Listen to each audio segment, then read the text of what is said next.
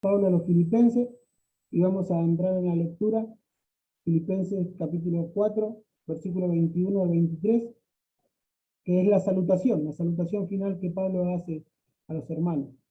Y dice así: saludad a todos los santos en Cristo Jesús, los hermanos que están conmigo os saludan, todos los santos os saludan, y especialmente los de la casa de César. La gracia de nuestro Señor Jesucristo sea con todos vosotros. Amén. Y vamos a orar para que el Señor nos ayude y poder comenzar el sermón. Señor, te damos gracias una vez más, Padre, te damos gracias por la vida y la salud que nos has regalado, por este privilegio que tenemos de compartir tu palabra y de escucharla y de meditarla, saborearla y vivirla, Señor, y guardarla en nuestros corazones. Una vez más, te pido que nos ayudes para poder comprender, Señor, las riquezas de tu gloria, comprender tu palabra, Señor. Te damos gracias por cada uno de mis hermanos y te pido que ayudes también a ellos y a mí. Capacítame para poder hablar, Señor. Ilumina mi mente, Señor. Te damos gracias. Amén y amén.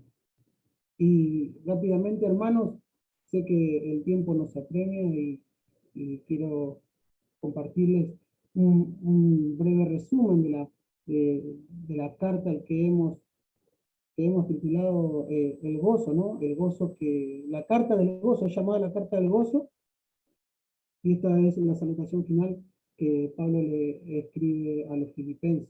Y bueno, esta carta nos ha enseñado mucho, y Pablo estaba gozoso porque el evangelio estaba avanzando por la santificación de los filipenses. Estaba gozoso porque había recibido esta ofrenda por parte de los filipenses, que vemos en este capítulo 4 al final también, y que termina en una actitud de madurez por parte de los filipenses, ¿no? Y el detalle que dice que es olor fragante ante los ojos del Señor. Pero esta carta nos ha llevado a estar unidos como iglesia, nos ha llevado a considerar a nuestros hermanos como superiores a nosotros mismos, teniendo siempre unidos en una misma mente, en un mismo sentir, en un mismo propósito. Nos lleva al apóstol Pablo, el Espíritu Santo nos lleva a tener la misma actitud que tuvo nuestro Señor Jesús, que haya pues en vosotros este sentir que tuvo también Cristo Jesús, y esta es tener una mente y una humillación, y ser humilde, ¿no? Y ser un siervo para nuestros hermanos, como así lo fue el Señor para con nosotros. También sabemos que Él había comenzado una obra en los filipenses y ha comenzado una obra en nosotros, y entendemos en su soberanía, mejor dicho, que Él nos da el querer como el hacer por su buena voluntad. Y también hemos recibido en esta carta advertencias sobre falsos hermanos, sobre falsos obreros, y tener nuestra vista siempre en la cruz de Cristo, tener nuestra mirada siempre en lo celestial, arriba, donde nosotros pertenecemos, en nuestra morada que Cristo ha preparado. También nos ha llevado a entender cómo solucionar nuestros problemas en la convivencia diaria con nuestros hermanos y con nuestros semejantes, nuestros prójimos. Allí encontramos a estas dos hermanas con un entredicho entre ellas, y el apóstol Pablo manda a un hermano a poder solucionar, a que estas personas tengan este mismo sentir y esta misma mente, y teniendo el mismo propósito, en amor. Y esto nos ha llevado a nosotros también a pensar todas estas cosas, de cómo yo puedo amar más a mi hermano, cómo yo puedo más soportar más a mi hermano, y siempre la palabra nos ve a nosotros, o sea, nosotros nos vemos primeramente. Cuando alguien habla algo de la palabra, es primeramente para nosotros, y es ponerlo por obra.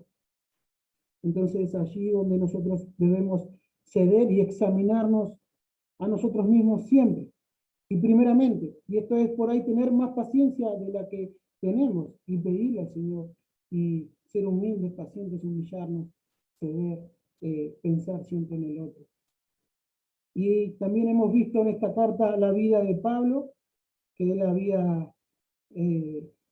había pasado por la escuela del Señor, como lo dice en toda la carta, por lo que él era, por lo que ahora es en ese momento, Dios lo había transformado, el Señor Jesucristo lo había transformado, eh, y al final de la carta, cuando recibe la ofrenda de los filipenses, entiende Pablo y le hace saber a los hermanos que él estaba lleno, estaba contento, y no estaba contento por el dinero, por la dádiva que le habían dado, sino porque él había experimentado este gozo por causa de ellos, porque ellos habían avanzado en el Evangelio. Su vida estaba madurando en la fe. Habían pasado muchos años y él había recibido esto. Y era una iglesia humilde, era una iglesia con necesidades, pero aún así ellos se preocupaban y estaban entendiendo cuál era el mensaje del Evangelio.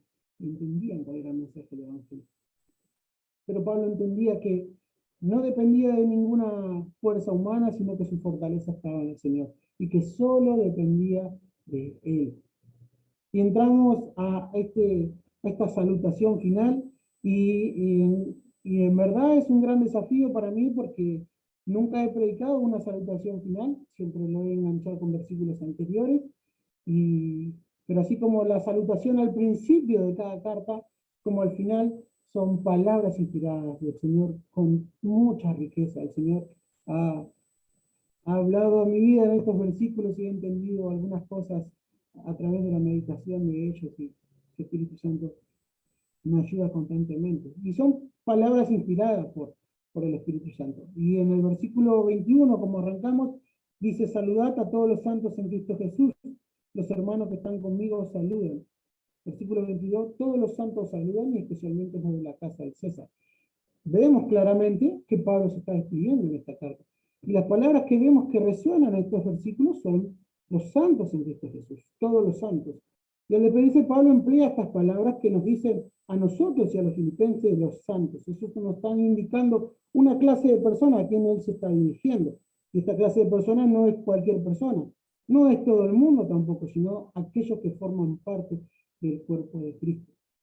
Los que estaban en ese momento, nosotros ahora que creemos en el Evangelio de Jesucristo, y los que van de creer. Una vez que creen son santos, apartados para el uso especial. Santo significa apartado. Santos son todas aquellas personas que son apartadas, separadas para el uso especial para Dios. Y el libro de Efesios nos trae mucha luz en esto. En el capítulo 1, versículo 4 al 6, dice que nos escogió antes de la fundación del mundo para que fuésemos santos y sin mancha delante de Él. En amor, habiéndonos predestinados para ser adoptados hijos suyos por medio de Jesucristo, según, dice, el puro afecto de su voluntad. ¿Para qué lo hizo? Dice que lo hizo en el versículo 6, para alabanza de la gloria de su gracia. Eso es interesante, que nosotros somos salvos, apartados, santos, apartados totalmente de iniquidad, para la alabanza de su gracia. El pueblo del Señor ha recibido la vida eterna y el Señor nos ha llamado santos. Entonces es aquí a quien Pablo se dirige, a ellos. Santos son los de corazón limpio, los puros, los sin mancha, dice la Biblia. Pero pudiéramos nosotros pensar, bueno, ¿esos somos nosotros? ¿O esos eran los filipenses tan perfectos? No, no somos perfectos. Pero el sacrificio de Cristo nos hizo perfectos. Nosotros aún tenemos pecado. La Biblia nos enseña que somos salvos única y exclusivamente por haber creído en el mensaje del Evangelio. Somos salvos por gracia, por medio de la fe. Nuestro corazón es regenerado, un corazón nuevo deposita al Señor. El Espíritu Santo nos sella y comienza esta vida en santificación, esta vida en santidad, imitándolo a Él, creciendo a la imagen de nuestro Señor Jesucristo, viviendo una vida apartada del pecado, comenzando esta santificación progresiva, como entendemos. Por así decirlo, como nos explican muchos hermanos, lo que antes amaba ahora lo aborrezco, y lo que antes aborrecía ahora lo amo. Y esto es a Dios, nuestro Señor. Y soy santo porque voy creciendo a la imagen de aquel que me salvó, y aquel que me salvó es santo, y voy creciendo a su imagen. El que me apartó y el que me llamó es santo. Y Pedro dice: como aquel que os llamó es santo, sed también vosotros santos en toda vuestra manera de vivir. porque Cristo está. Sed santo, porque yo soy santo. Su justicia, la justicia de Cristo fue impuesta en mi cuenta. Cuando el Padre ve a su Hijo, la sangre de su Hijo ha lavado nuestros pecados en la cruz del Calvario.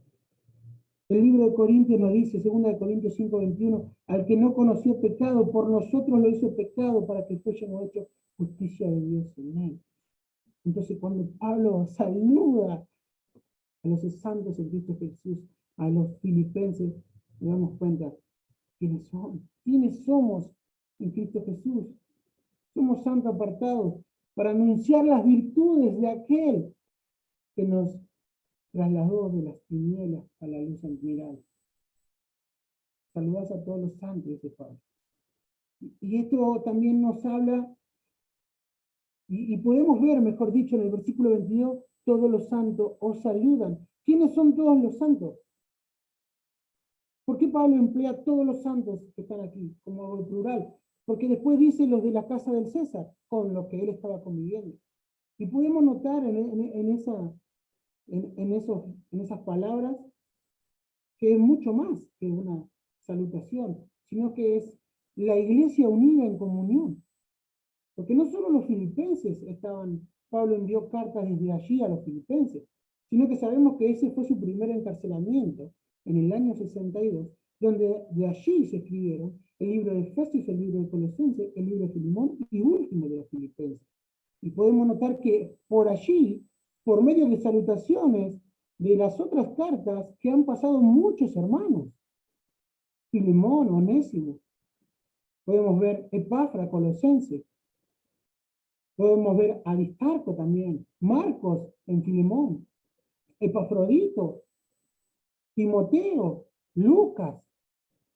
Un montón de hermanos. Y eso se ve también mucho en las salutaciones. Cuán importante es toda la palabra del Señor.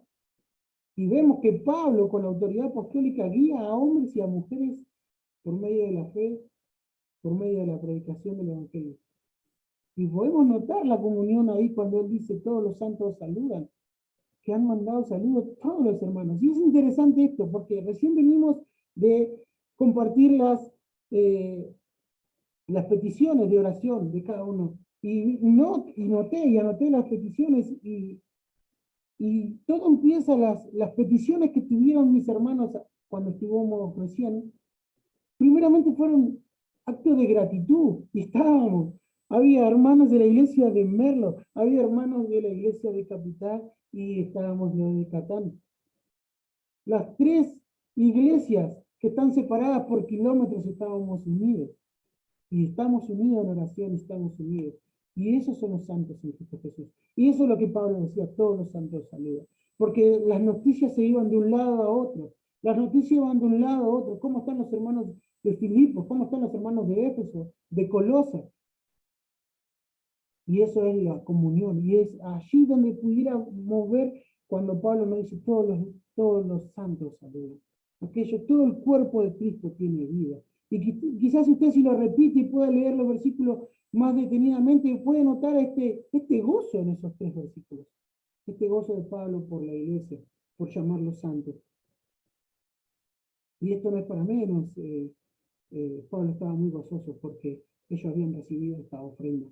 Él había recibido esta ofrenda más allá de lo económico, aunque era económico, y ha sido de bendición haber extraído los principios bíblicos para nuestra vida económica, para poder servir a nuestros hermanos. Pero él estaba contento por su madurez, cómo ellos iban madurando, se iban despojando de las cosas de este mundo. Y eso era una gran bendición para el apóstol. Y sabemos y él sabía, y nosotros sabemos que tenemos mucho más de lo que merecemos. Tenemos mucho más de lo que nosotros deberíamos tener. El Señor nos bendice continuamente. Y quizás en este tiempo, esta palabra santos, volvamos un poquito a la palabra, esta palabra santo ha sido mal utilizada. A mi mente, cuando yo era más chico y no conocía bien las cosas del Señor, entendía como, me enseñaba prácticamente, o miraba en las películas, ¿no? Hablaba de un santo o una imagen, o hablaba de santo, era un grupo de monjes encerrados en un castillo, eh, mortificando, perdón, la carne con golpes, por malos pensamientos, torturándose. Pero nosotros entendemos que somos santos porque creímos en el mensaje del Evangelio y estamos creciendo a la imagen y semejanza, a la imagen de nuestro Señor Jesucristo. Nosotros hacemos estas cosas con temor, desechamos todo lo pecaminoso, apartándonos de toda iniquidad y renovamos nuestra mente con la palabra del Señor, ella que es viva y eficaz, esa que alumbra nuestro camino, la que nos guía por la senda de justicia, es la palabra. Y ahora nosotros pudiéramos llevarlo a una aplicación, esto, ¿no? Entender que somos santos, pero realmente nosotros eh, hemos creído en el Evangelio realmente. Con las personas que nos estamos relacionando en el trabajo, las personas que nos estamos relacionando en el colegio, en nuestro vecindario, cuando vamos a hacer las compras, ven la diferencia de lo que significa la palabra santo. Nosotros pudiéramos ver la diferencia que estamos apartados del pecado, nos estamos apartando continuamente del pecado, tenemos ese temor hacia nuestro Dios, este amor hacia Dios y desechamos todo lo pecaminoso, o caemos a veces en una religiosidad o en un hábito, por ejemplo, de congregarnos o conectarme ahora, pero cuando apago la cámara, cuando salgo de la iglesia, vivo mi vida igual que el resto del mundo. Y eso es lo que debemos pensar nosotros.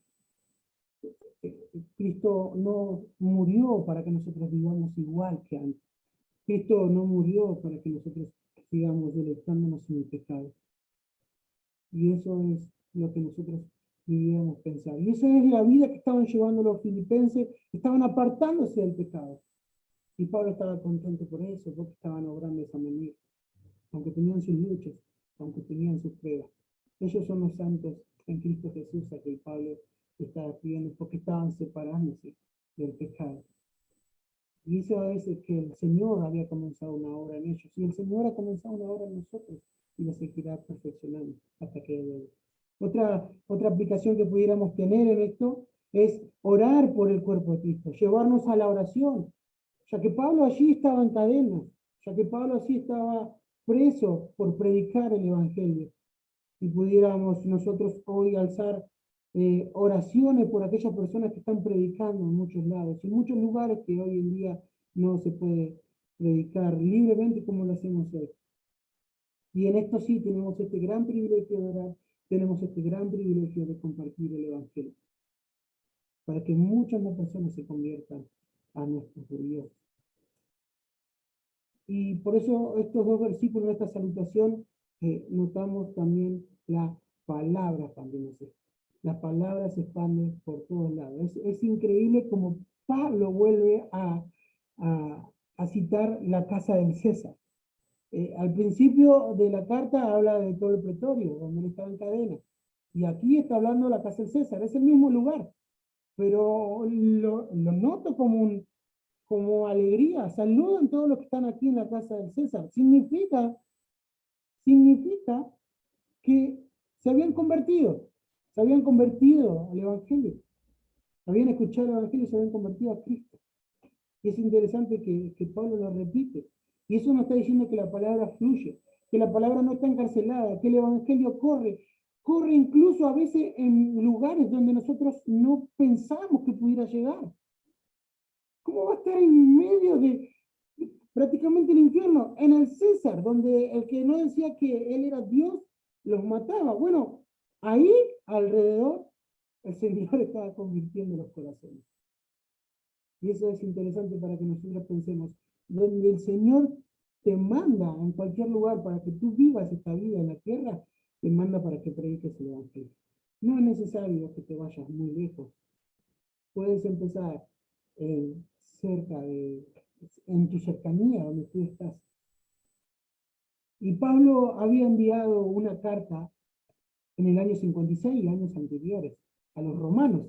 Y él cae su primer encarcelamiento ahí, como decía recién en el 62. Y el libro de Hechos nos cuenta que él recibía visitas de todos lados y no dejaba de predicar el evangelio a todos, inclusive a los que estaban dentro del palacio. Y esto es a las personas que eran esclavos y estaban sirviendo, a toda la guardia pretoriana. Esto significa también a las personas que iban de pasada por ahí, que llamaban y escuchaban el evangelio, iban a ver a Pablo y Pablo enseñaba.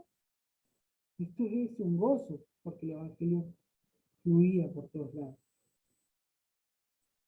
Y, y esto nos hace pensar que donde el Señor lleve a cualquiera de nosotros, no solo lleva a una persona a un lugar, sino que lleva a una persona a un lugar para proclamar el Evangelio.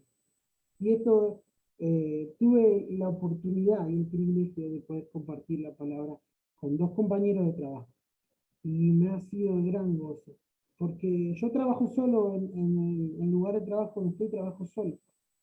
Y por tener tanto trabajo, mi jefe envía a una persona para que me dé una ayuda y, y fuimos exhortados domingos anteriores a compartir el Evangelio, a no quedarnos estancados, a no solamente ser oidores, sino hacedores y hablar con denuedo. Y, estando allí, los dos en silencio, él me dijo, Johnny, ¿por qué no pones música? Por supuesto, pongo. Y puse alabanzas y él dijo, ¿vas a poner canciones de la iglesia? Sí, yo escucho eso, le digo, alabanzas. Y, entre una cosa y otra pude hablar y estaba en problemas con su familia y pude hablar con él. Y fue gran gozo. Y luego él se fue y vino otro y pude hablar con otro y me ha sido gran gozo. Y lo animo, hermano, lo animo para que pueda también proclamar el Evangelio en el lugar donde usted esté. Que le pida sabiduría al Señor y pueda compartir el Evangelio donde esté para que más personas puedan conocer a este glorioso Señor. Y esta carta, las salutaciones, como decía hace un rato, nos pueden también dar todas las riquezas que encontramos en toda la carta. Encontramos en varias cartas.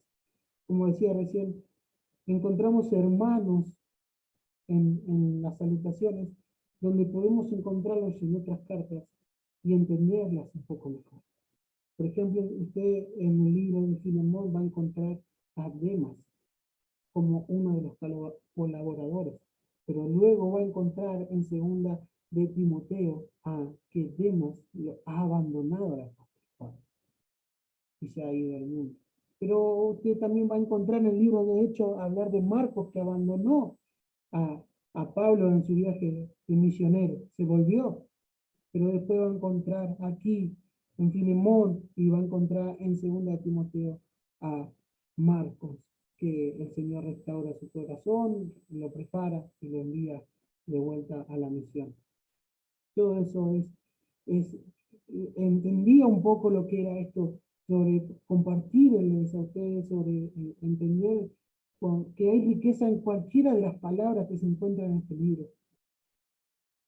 Y, que pudiéramos nosotros predicar y compartir con cualquier parte de las escrituras. Y todo esto lo podemos hacer, y ya para concluir, el último versículo, que es el versículo 23, que dice, la gracia de nuestro Señor Jesucristo sea con todos nosotros. Amén. Y esta es la gracia que hemos recibido, hermano. No solo que pudiéramos ser salvos por Él, sino que pudiéramos vivir por Él, para Él y morir para Él también. Y este es un gran privilegio, que poder servir a nuestros hermanos en la fe.